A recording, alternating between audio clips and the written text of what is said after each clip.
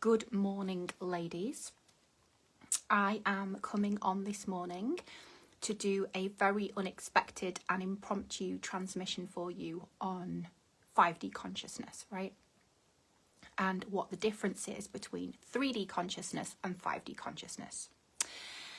And we tend to hear these terms, don't we, like 3D, 5D, and sometimes there's like, let's say, spiritual terminology that bounces around the collective field, but sometimes we don't actually really have a clear sense of what that means, or what that means to us individually, or where we sit on that continuum of where our own evolution of consciousness is sitting, right? So quite a few people have been asking me recently, like, what do you mean by 5D consciousness? Like, what even is it? What does it mean? Is it related to A Course in Miracles? Is it, it does relate to A Course in Miracles in a nutshell. But what I feel very guided to do this morning is to come on and elaborate for you my understanding of what that shift from 3D to 5D is looking like for me in my life, with the hope that you'll start to tap in more clearly to what that looks like for you. Okay. So when you come on, do say hi. And if you just drop me a comment, that would be awesome, because I just want to check before I get going that the comments are actually working. So I'm going to go into my iPad and I'm just going to log in and make a comment myself. I'm going to say hello to myself. Make a comment myself. Yeah, it's hold on. There we go. I've said hello. Sometimes when you say hello yourself, it then starts showing the comments. Otherwise, I can see them on my iPad, so I'll just have to multitask. So Janet's here. Good morning, Janet. Hazel's here. Good morning. Willow's here. Hello, hello. Lindsay's here. So do interact with me in the comments, and I will just keep my eye on it as I'm going along as best I can, and I'll definitely come back to all your comments later.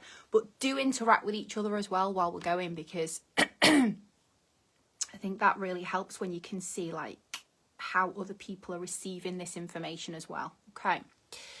Let me know as well if you can hear me okay with two devices going simultaneously. All right. So, this feels like absolutely massive, this topic. So it's quite strong in my body, and I'm just trying to ground myself enough to bring you the transmission clear. Okay, so bear with. Let's see, Willow saying new here, so welcome Willow. Natalie's watching, so welcome Nat. Okay, I'm just going to try and like calm down because my body is really, really hot, because what wants to come through is strong. So bear with. All right. So the first analogy that came to me yesterday to share with you is, when you go to the optician, right? And you're lying there in the chair and they've got the green lens and the red lens, right? And for what feels like forever, you're lying there and the optician just keeps saying to you, green lens or red lens, green lens or red lens. Which one can you see clearer, green lens or red lens, right? And they keep doing that for the purpose of refining which prescription to give you so you can see with the best equivalent of 20/20 vision. Yeah? So I want you to imagine that 3D consciousness is the red lens, okay? And I want you to imagine that ever since you were very, very young, all the way up to possibly now, or for some of you, possibly up till a few years ago, when the awakening process started more viscerally, right? Up until that point in time, the only lens that we could access was the red lens, the 3D lens, okay? The 3D lens is very much infused with this notion of separation consciousness, right? That I am alone in the world. It's also very like a fear-based lens, like the world is scary, or I can't trust people, or people let me down, or the news is scary. Like, so for me, I would characterize that red lens, that 3D lens, as very fear-based, very separation-based, and very ego-based, i.e. I am different to everyone else, I don't belong, or life is painful, or you know what I mean. So that's the 3D lens. What's started to happen over the last few years as the awakening process has started to accelerate for us collectively is that we've started to get glimpses of life through the green lens. Let me know if this makes sense to you. Like, we've started to get little snippets where it's like, oh, like ordinarily in that situation, I'd be really jealous. But for whatever reason right now, that feeling just isn't there, right? Or the feeling of this person's really done me wrong in this way. And I can still access empathy for that person and whatever suffering that they might have been going through, right? Moments where you feel deeply connected to others. Moments where you're no longer questioning who you are and whether you belong and what your purpose is. You just get those moments of clarity, right? So those moments of clarity are when the optician is putting the green lens on and you're like, oh, I can see a whole new world, right? But probably what's happening for you at the moment, and let me know if this feels accurate, is that the predominant lens is the red lens and there are glimpses of the green. Let me know if that sounds about right. What is going to happen for you more and more is that you're going to get more glimpses through the green lens. And those glimpses through the green lens are going to be for longer periods of time. And eventually there will be a moment of transition, and it will be very subtle. It won't necessarily be, let's rephrase that. It might be subtle, it might be very obvious to you, but there will be a gradual, in most cases, shift from predominantly seeing life through the red lens to predominantly seeing it through the green one, until eventually the green lens becomes dominant, okay? So the first major point that I want to make is that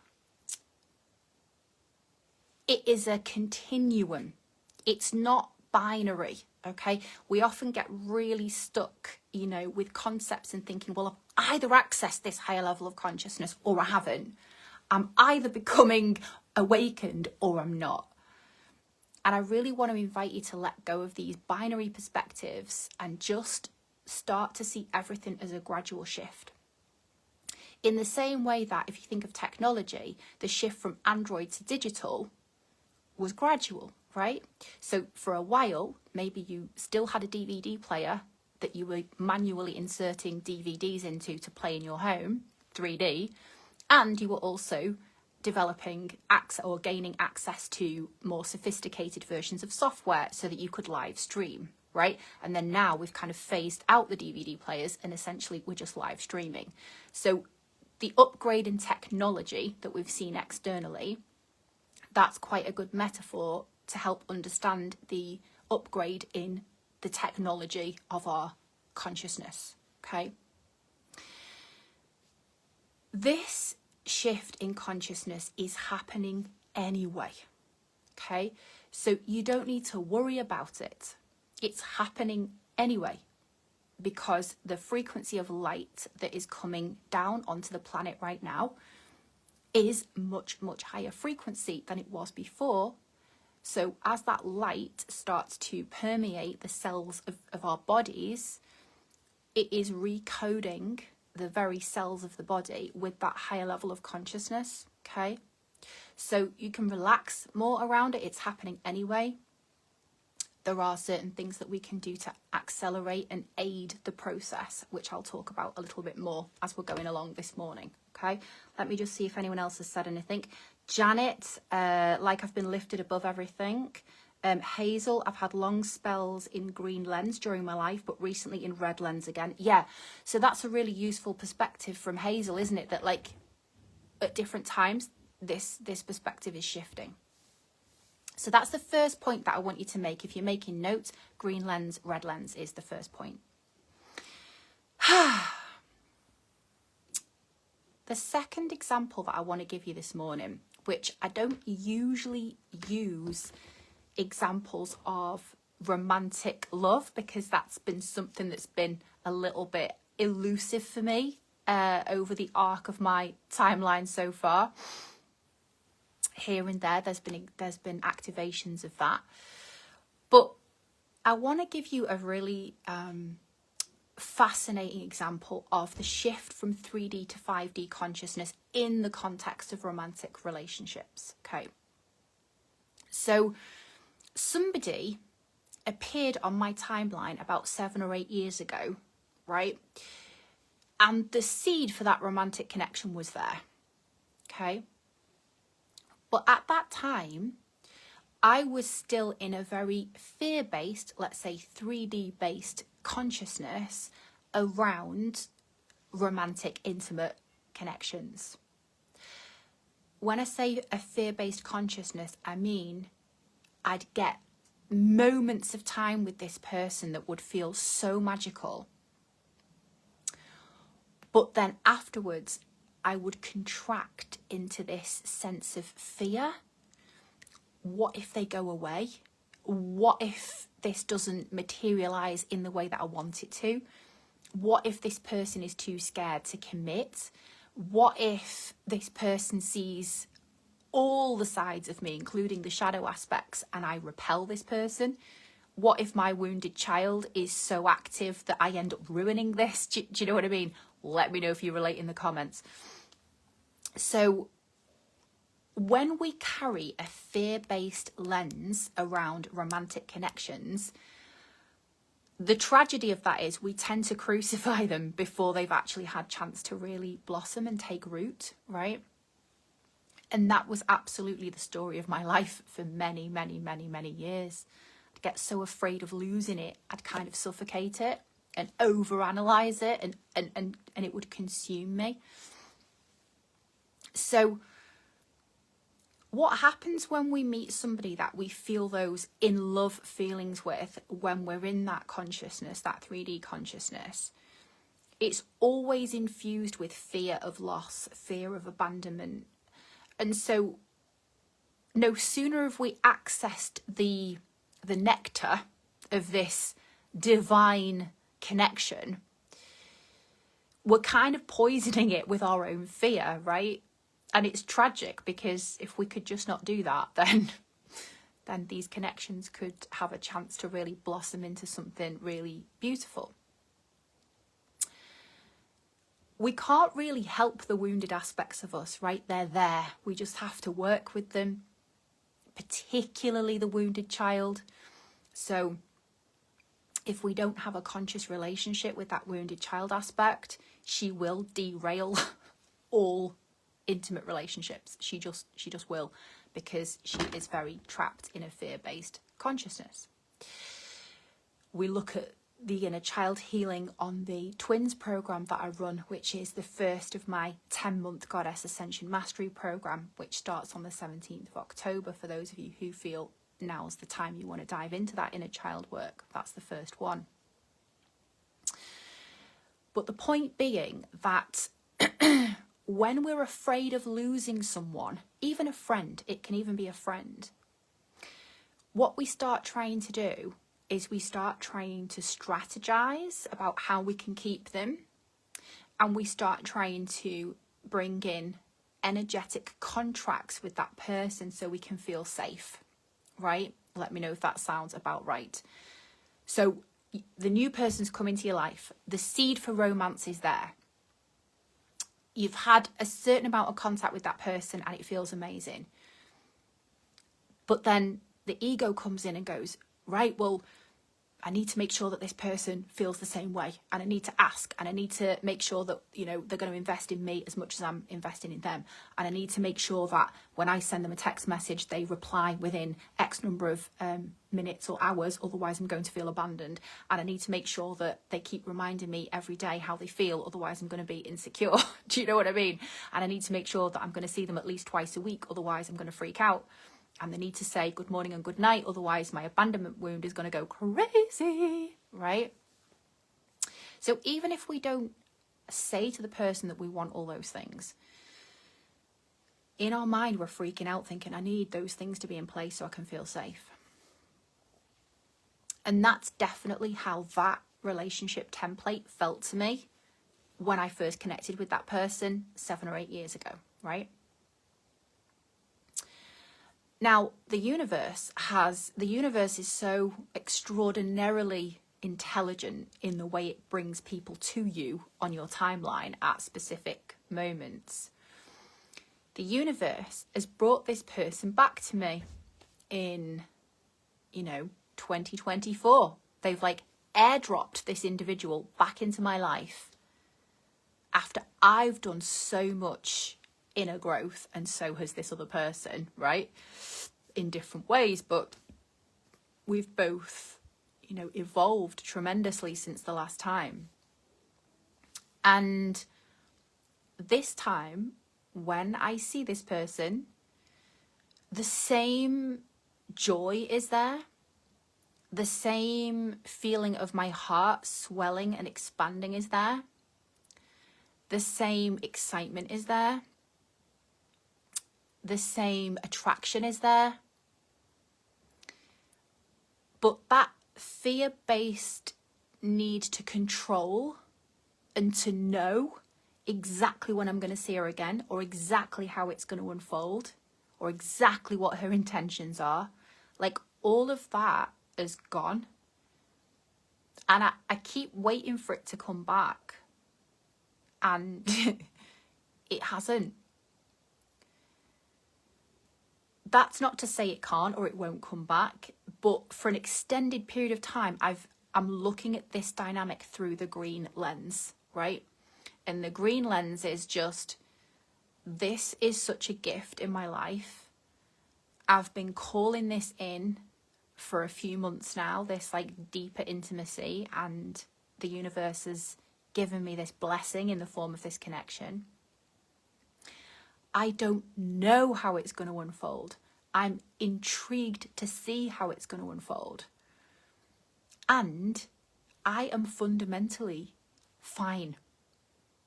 I am fundamentally well.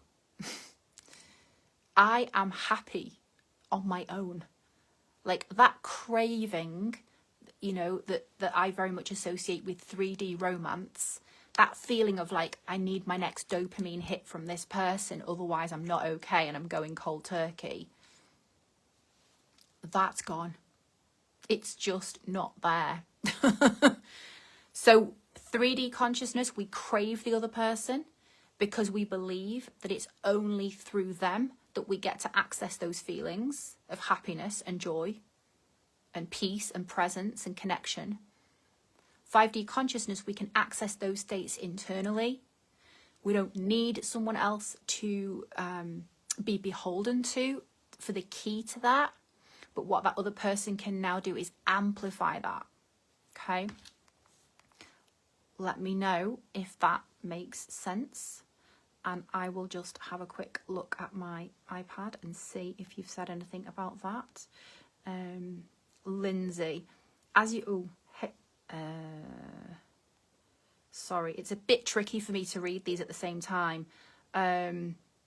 Hazel, I've been receiving 3D consciousness lens in most of my recent romantic relationships. Fortunately, had some 5 years in the 5D. Okay, Lindsay, as you're speaking, I got a vision of being on a train with the green and the red lights at the side of the track. When the green light comes on, you derail and tunnel vision. When the red lights come on. Okay, so Lindsay, you've inverted the green and the red as far as the examples that I gave. But yes, that's a brilliant analogy.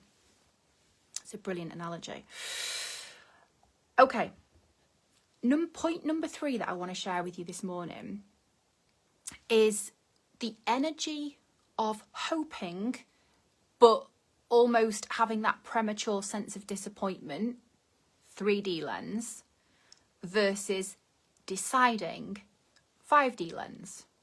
Okay, so the energy of hoping, but assuming that probably it's not going to work out, is very 3D. Why? Because let's say, for example, let's keep the example of this person that I'm talking about, right? When we were connecting 7 or 8 years ago, mainly we used to see each other at 5 Rhythms at dance. And I remember, like, I'd go to the class, and every time the door opened and a new person walked in, I'd be like, please let that be her, please let that be her, please let that be her. And I'd hope and hope and hope that it was her. And then every time the door opened and it wasn't her, like, this visceral disappointment would kick in. And I'd be crushed by the disappointment. And then in my head, I'd be like, I knew it. I knew she wasn't coming. I knew I was going to be disappointed again. I'm always disappointed. Life is disappointing. People are disappointing. There's no point even desiring things because they just don't happen. And the pain of the disappointment is so unpleasant that I would prefer to just not desire anymore. I'm going to disconnect. Right? Let me know if you notice yourself doing that. You really fucking want something, but there's a big part of you that believes that you can't have it or it's not going to be accessible. Whether that's success in your business, whether that's a new relationship with money, whether that's romantic, like you attach to something, but you already think you can't have it. So that's what I think of as the hoping / premature disappointment lens, okay?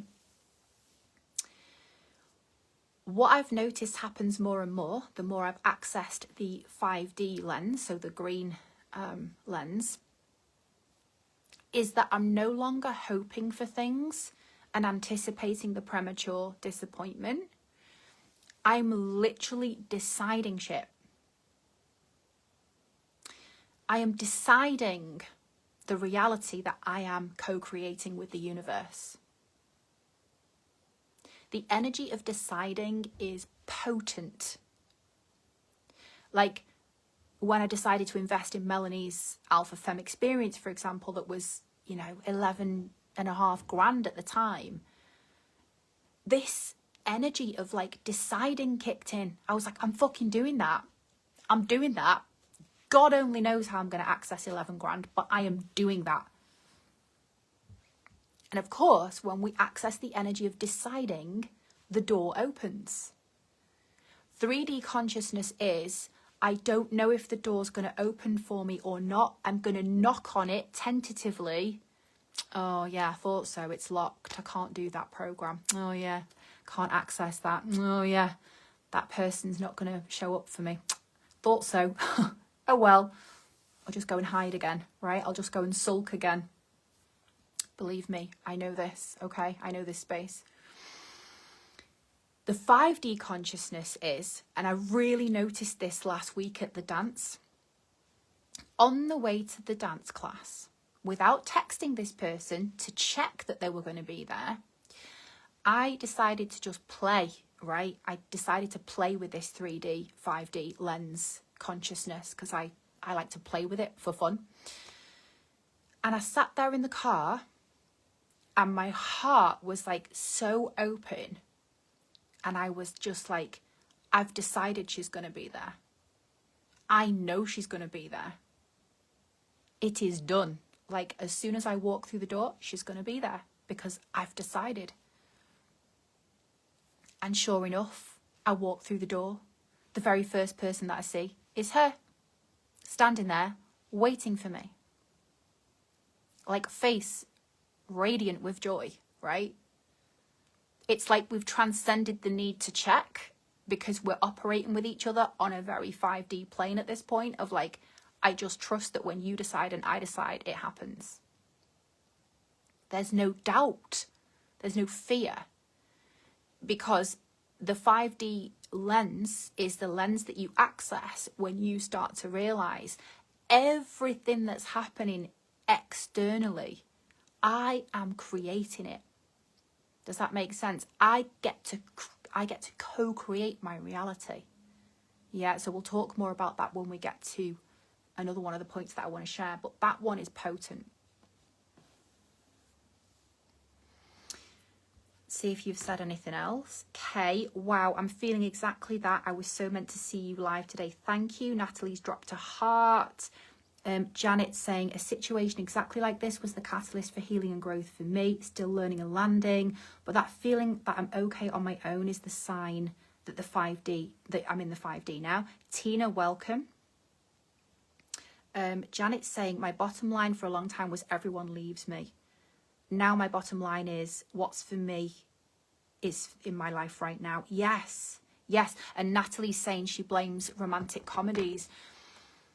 The thing with the romantic comedies now is that a lot of the time the romantic comedies are based on things going wrong, right? Or a lot of Hollywood films are around like unrequited love or being abandoned, or, you know, so we've had a lot of that reinforced in our collective consciousness. We've also had a very idealistic perception of romance forced into the collective consciousness through Hollywood, right?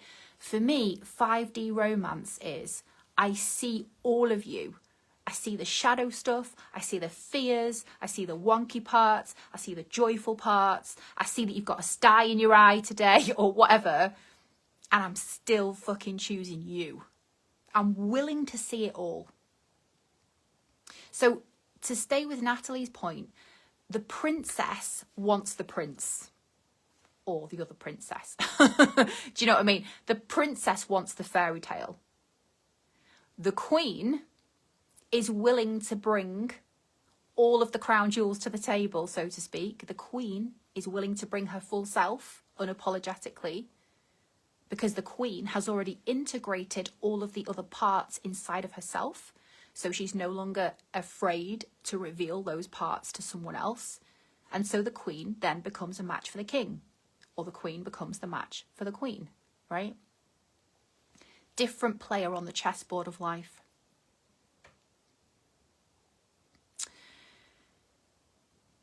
The fourth point that I want to bring you this morning, ladies, is about your mind. So when we're in the 3D consciousness, if you start to track your thoughts, most of them will be lack-based or fear-based or anxiety-based thoughts. Let me know if that resonates. i.e., you might be going through the day thinking, oh shit, that bill's come, I don't know how I'm going to pay it, fear thought. Or I'm really pissed off with my ex-partner for the way they've done X, Y, Z. I'm now like in an attack-based thought process in my head. Or the world is going to shit, I'm back into a fear consciousness state. Or why did I say that thing in that meeting? I shouldn't have said that. That sounded so stupid. Now I'm going to berate myself, right? I haven't got enough time. I haven't got enough energy. I'm not good enough, right? When we're in that 3D lens, that red lens, the vast majority of our thought processes throughout the day, if we start to track them, are fear or lack based, okay? When 90% of our thought processes are in that frequency, it's impossible for Great Spirit to drop more inspired thoughts into your mind, because your mind is not available. Your mind is not, if you think of a parachute, 5D consciousness, your mind becomes like a parachute. You become available for inspired thought, creative thought, ingenious concepts can come through. But think of it like a computer. When there's a lot of like malware slowing down the system, the operating system is never going to be optimal. So again, a big part of what we do on my 10-month Goddess Ascension Mastery Program is we unhook you like a whale that's got trapped on a lot of mind hooks. We unhook you from the I'm not good enough hook. We unhook you from I don't know what my soul purpose is hook. We unhook you from I don't belong, like it's not safe to speak my truth, like all of those belief systems that are not serving your operating system, I basically debug your system so that they come off, and then you can start to glide. So for those of you who've just been doing the masterclass with me, the integrity masterclass, we've been using this whale analogy a lot, right? When we're in full alignment with who we are and who we came here to be, and we're no longer at war internally, we get to become that whale that glides to perfection through its migratory course, right? But first we've got to unhook where we've got trapped, and a lot of these are mind hooks based on fear-based, lack-based thinking. Okay, so it's not about berating ourselves in any way for those thoughts. I'm just helping you to see that when you shift lens, your mind is not consumed anymore, right? By self-attack or external attack, essentially. Thoughts that are based on attack stop being dominant and prevalent, and then you're free to be a channel for God consciousness. Then you can actually be helpful in the world, right? That's why it's so important to do this inner work, so that you can actually get on with being helpful. We need more people who have freed their consciousness up to be helpful. And the most powerful thing you can do is the frequency upgrades. The frequency upgrades happen through solar transmissions, so that happens by itself. But you get to aid the process exponentially when you turn towards this transformational work, right? So that's number 4, is the shifting consciousness that is available to you when you come out of lack-based thinking. And if we use dreams as a really useful reference point to further illustrate this point, in shamanic cultures, right, so in indigenous cultures, where they've not been tarnished by, let's say, the Matrix, they've not been tarnished by all of the fear-based thinking that we get bombarded with here in the West with the media and all that, they are still, you know, in a pristine state of consciousness if they're living in, like, let's say, remote parts of the jungle, and they're living in that very natural indigenous way, right? So what they do is they have a very strong connection to the dream time, because they believe that the ancestors communicate with them through dreams. So when one of them's had a dream with a spirit animal or a message from the ancestors or a transmission, they all sit in circle in the tribe while that person describes the dream, because they believe that that dream has come through that individual for the benefit of the collective, right? But Freud, the analyst, the 20th century psychoanalyst, when he did his dream-based work with clients, his theory was that because of the way our consciousness has been so clogged up, let's say, with all of this fear-based, lack-based thinking, shame-based thinking, we use the dream time in the West to process a lot of trauma or to process a lot of fears, right? So many of you might find that when you go to sleep, you have anxiety dreams, right? You have dreams where you're being chased or you're being followed or your teeth are falling out or whatever. That's because we're processing a lot of like wounding in our dream space. When you clear your consciousness so that you're transcending this fear-based thinking, your dreams will restore themselves so that more creative, inspired thought comes through your dreams, and you actually start to act differently within the dream. That shows you that your subconscious mind is starting to rewire itself more towards 5D consciousness. Let me know if any of you have had any shifts in dreams, because I'm super fascinated by this. Morning, Zoe. Natalie said, I absolutely believe this about dreams. Thanks, Nat.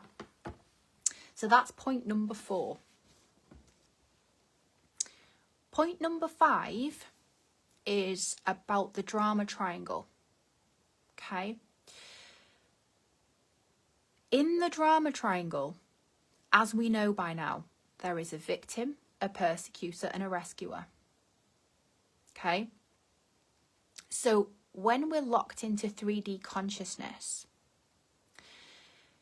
we often find ourselves in situations where we identify ourselves as the victim or the rescuer. We generally don't position ourselves as the persecutor, although occasionally we do, depending on what the situation is. We feel guilty and then we go into self-attack, right?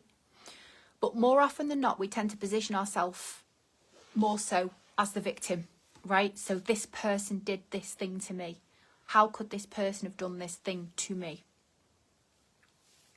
So when we're in that 3D lens, that red lens, we hyper focus on this person's done me wrong. I'm an innocent person.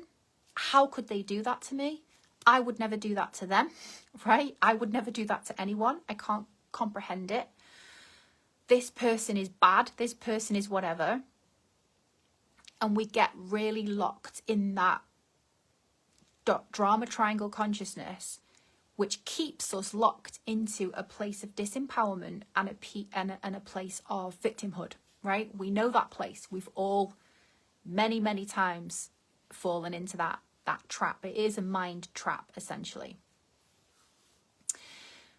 With the 5D consciousness, what I have noticed that I am able to do now, morning Belinda, morning Leanne, what I've noticed I'm able to do now, if I take an example of 6 months ago, I won't go into it, but suffice to say that somebody did something to me that absolutely blindsided me, and I couldn't believe it.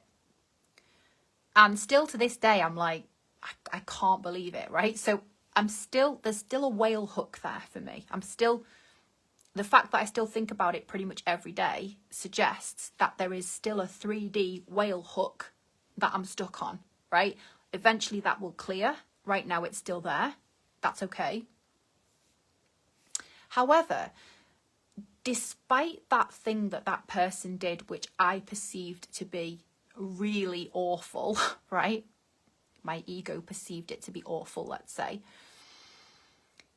I can still access appreciation for that person of all the things that they have gifted to me, which have been extraordinary also. I can still connect from my heart to that person, even though I have a sense that they've misunderstood or wronged me in some fundamental way. I can see the wounding mechanism in them that caused them to act in that way, and I can have compassion for that wounded part of them that acted in that way. And I've got the intelligence to know that it would not be wise for me to reposition this person in my life as somebody that I have an active relationship with. Does that make sense? To me, that's 5D consciousness. I'm not just trapped anymore in this person did me wrong and I'm going to keep thinking about it, talking about it and perpetuating the suffering of it. I'm going to see it for what it was, allow myself to feel the pain of it, and zoom my lens out from that immediate trigger point so that I can still keep sight of the overall value of this human. And I can still retain compassion for the wounded parts of that human. So the 5D lens is point number 6 this morning, is we can access the director's chair. Okay? When you're in the 5D lens, you have got access to the director's chair of your own movie of your own life. You can see the characters, both the internal characters that live inside of you and the external characters that you bump up against in life. Like, you can see them all.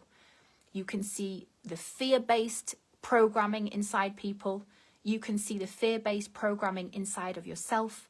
You can see the potential in people. You can see the potential in yourself. Like, you can see why people are acting wonky. You can see why you're acting wonky at times. But overall, you've got this pervading feeling of compassion for how difficult it is to be a human and how many layers there are to the wounding that we're carrying and how that plays out. Let me know if that makes sense. I'm just going to... Oh, bugger.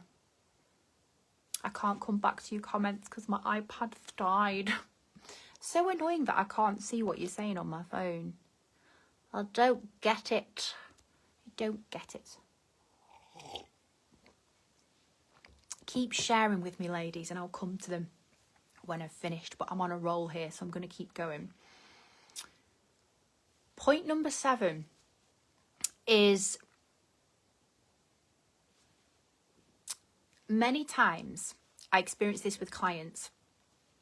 Clients will say like, I don't know exactly what I'm meant to do, Laura. Like, so maybe you've trained in sound healing, or you've trained in breath work, or you've trained in Reiki or yoga or any of those things, right?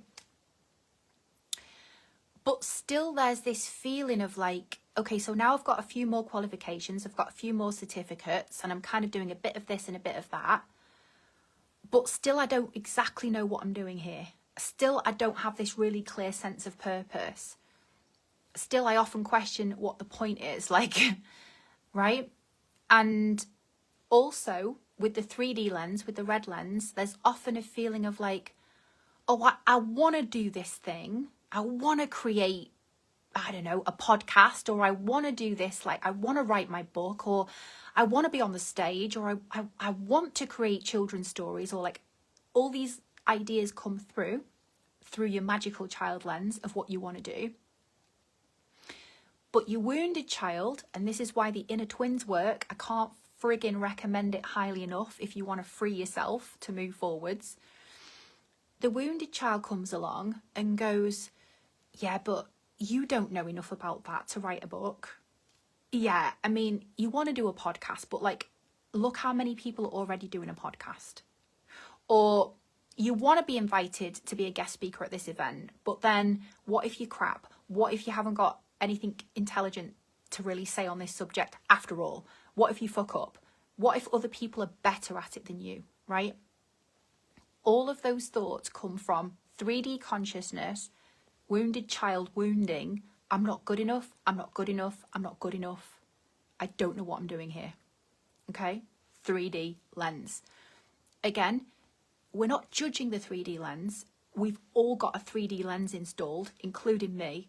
I'm just giving you the difference, okay, so that you can start to feel in a more embodied way what the difference is. Once you've done the transformational work, right, so once you've done the inner child healing, it's an ongoing process, but we do a massive chunk of it on my 10-month mastery program. Once you've done that, you're not going to keep getting stuck. Oh, Lindsay, I can see your comment. How exciting. Keep a healthy balance of feelings, perspective, and boundaries. Exactly. Yeah. So when you've done the transformational work, you've done the inner child healing, you've done the limiting core self-belief healing, or at least you've done a good chunk of it. You've done the archetype work, you've done the boundaries work, you've done the conscious communication work, you've done the manifesting in the quantum field work, all of which is covered on my course. After that, you become like that whale that's just free from all the hooks, and you can just start plain sailing through the ocean following your very specific course of trajectory, right? So once you start to really calibrate to that 5D consciousness around purpose, you're no longer thinking, am I good enough? I promise you those thoughts stop coming. You no longer think, is someone else better than me at this? Should I just, slope off to the back of the classroom and keep quiet? Morning, Jackie. You're not thinking that anymore because you're so clear on what your mission is. Your mission is to alchemize all of the wounding that you've experienced in this life and turn it to gold and turn it to pearls of wisdom that you then get to impart to other people. That is your soul curriculum. I do one-to-one soul curriculum sessions if you want to go really deep into it. We're also going to be doing soul curriculum work on my 5-star facilitator course that starts on the 8th of October, right? Because there is a method, there is a 4-step method to unlock that clarity piece around your soul purpose. So for me now, when I'm doing this transmission now, there's no part of my mind that's thinking, do I know what I'm talking about? Is there someone who can do this better than me? Is this making sense? Like, I'm not second guessing myself anymore. Does that make sense? There's no second guessing. It's just absolute clarity. This transmission's coming through. Janet's saying, oh wow, I can't wait for this. I'm very excited. I can see your comments again. It's full 2020 vision, Janet. It's 2020 vision. You just know what your mission is.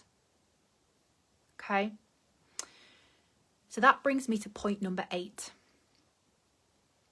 When you calibrate more solidly to this 5D lens, so that becomes your dominant lens, at that point, you are working directly for source. You are working directly for God, right?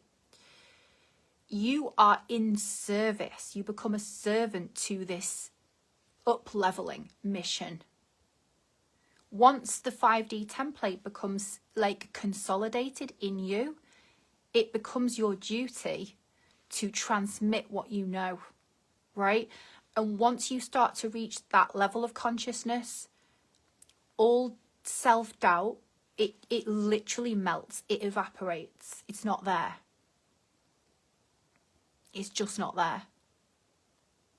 And that is where we're headed. If you're not there now, it's okay. But I'm wanting to inspire you to know that that level of self-belief is when you really become profoundly in service to something bigger than you. My mission this morning is to say at least one thing that each of you goes away and goes, oh my God, yes. Yes, that's giving me something to think about. That feels like an aha moment. That's an analogy that's really going to support me to understand this better.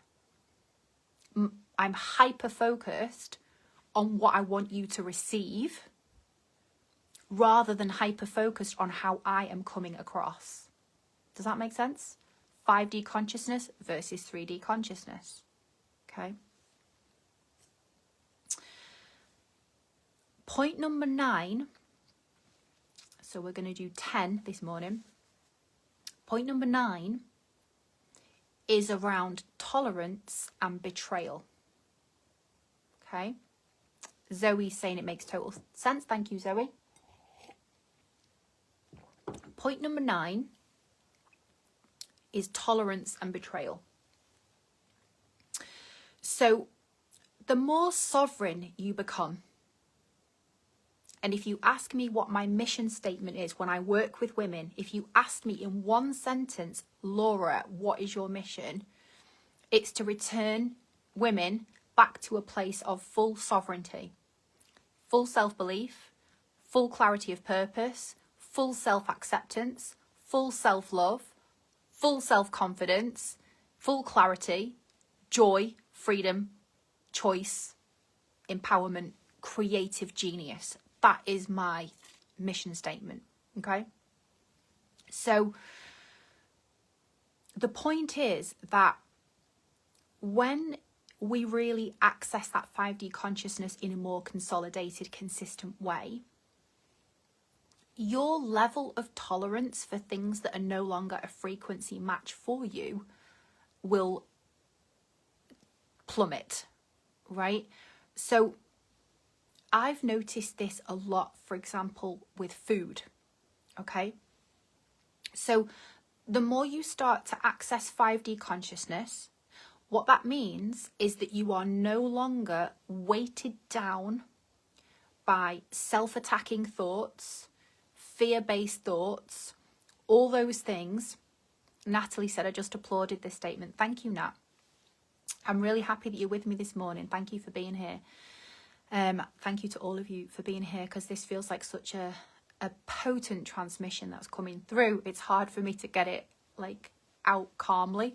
But what I'm trying to say here about this tolerance piece is that as you become lighter in your consciousness, meaning you're no longer carrying the heavy emotional baggage of all of your trauma and your wounding and your hyper identification with those parts of yourself, and you've done, you know, a lot of healing work on those aspects of yourself, your energy body becomes lighter. Okay.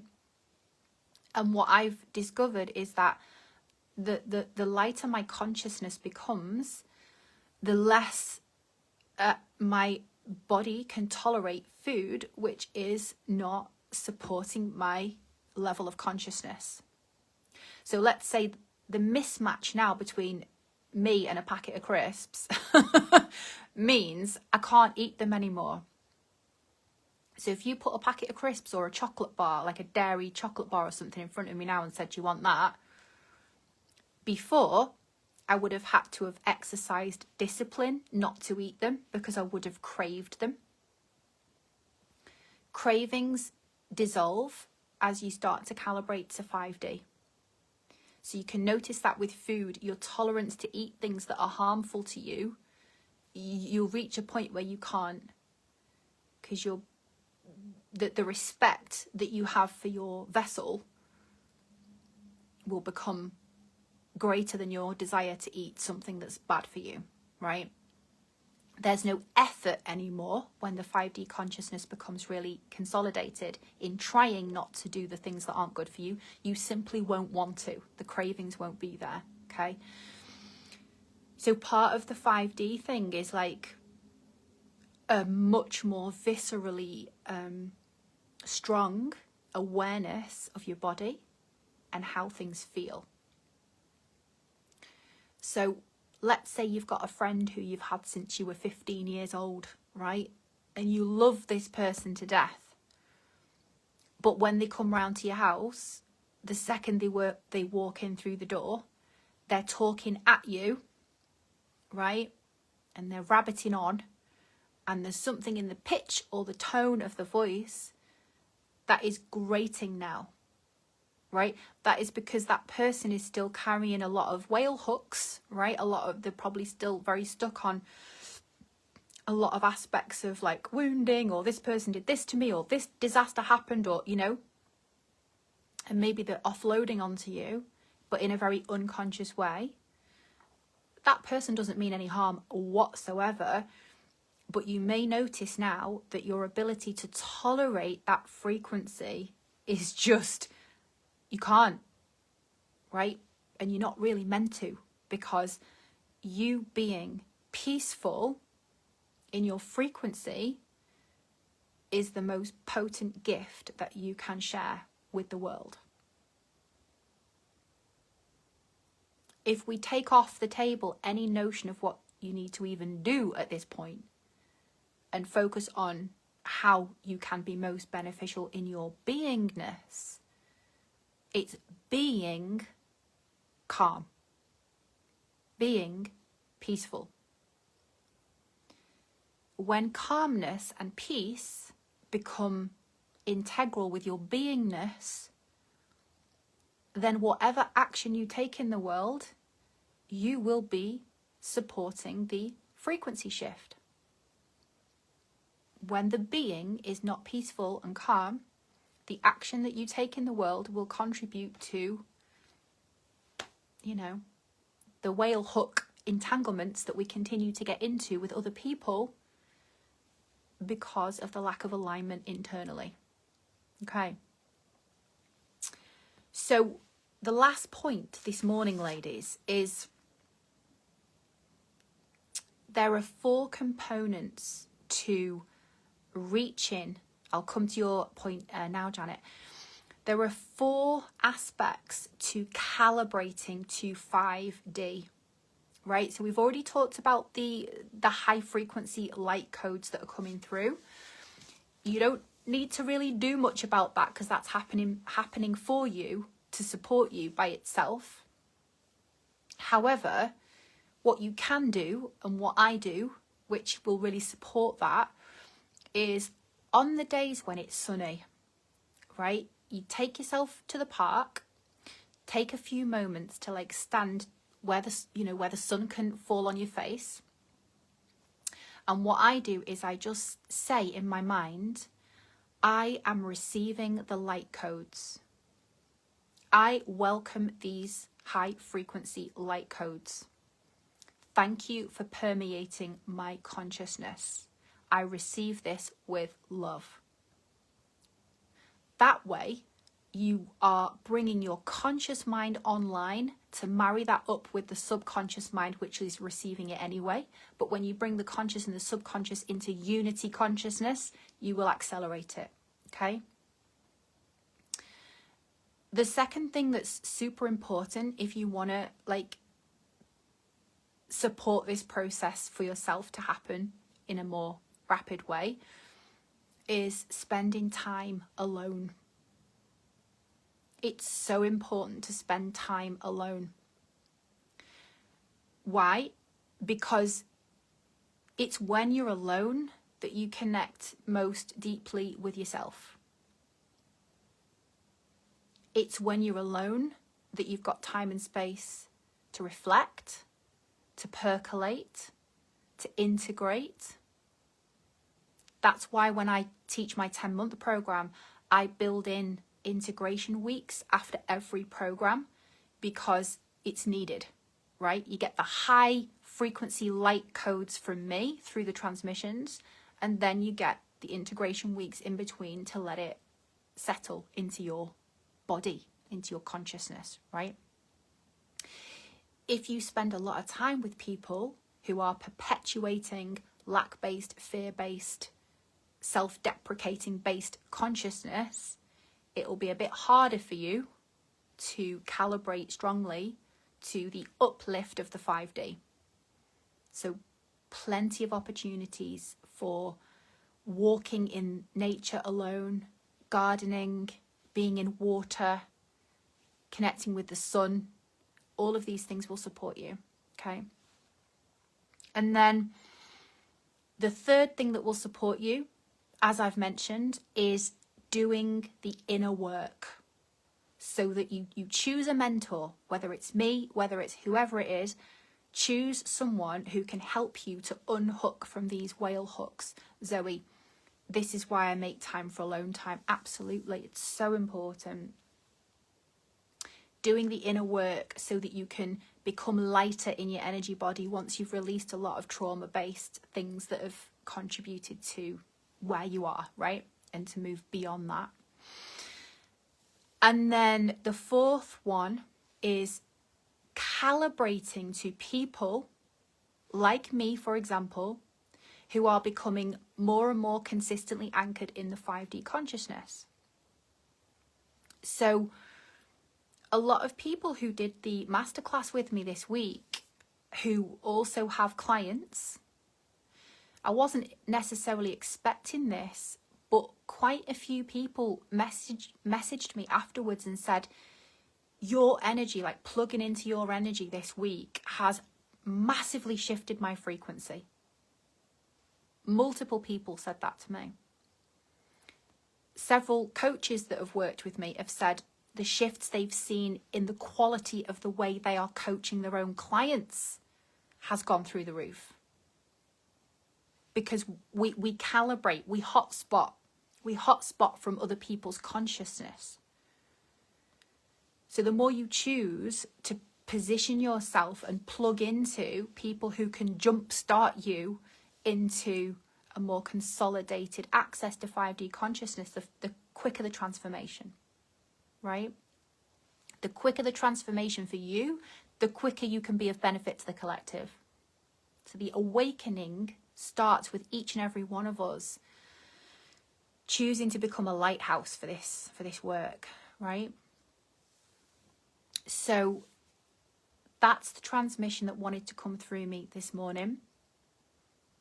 I thank you very much for joining me and helping to create a hive mind consciousness around this topic. I really hope there was something in there this morning that's given you food for thought. If you are ready to jump in with me for the full 10-month Goddess Ascension Mastery Program, if you're ready for the full transformation, if you are somebody who's like, fuck yes, it's time for me to turn towards that wholeheartedly and embrace that so that I can become the next level version of myself and really truly be of service in the world, then that rapid transformation is available to you through me. Natalie said, thank you so much. That was a wonderful way to spend a Sunday morning. Thank you, my darling.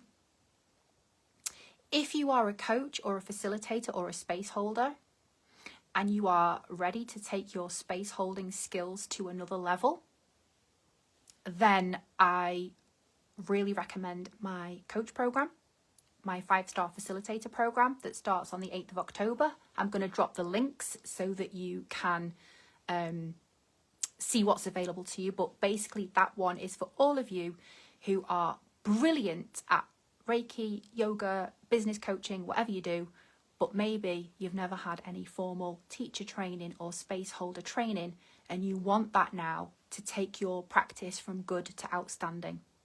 That's my mission with that one. Almost half the spaces on that have gone. So if you know you want to do that one, message me and I'll give you the link.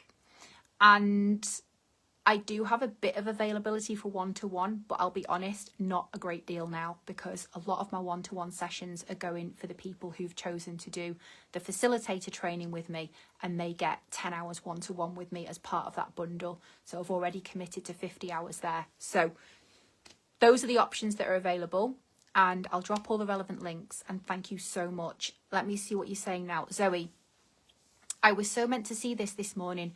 I'm normally never available at this time.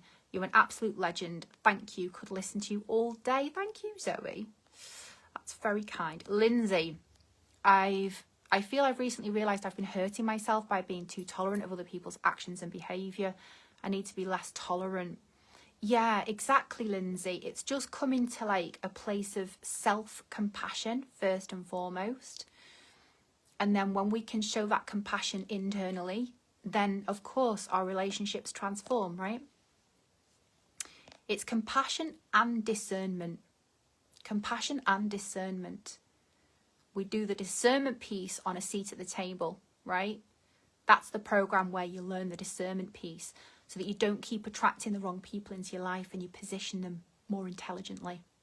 Hazel, thank you for the clarity and the reminders. Thank you, ladies. Thank you so much. Have a wonderful Sunday, and I will see you very soon. Aho.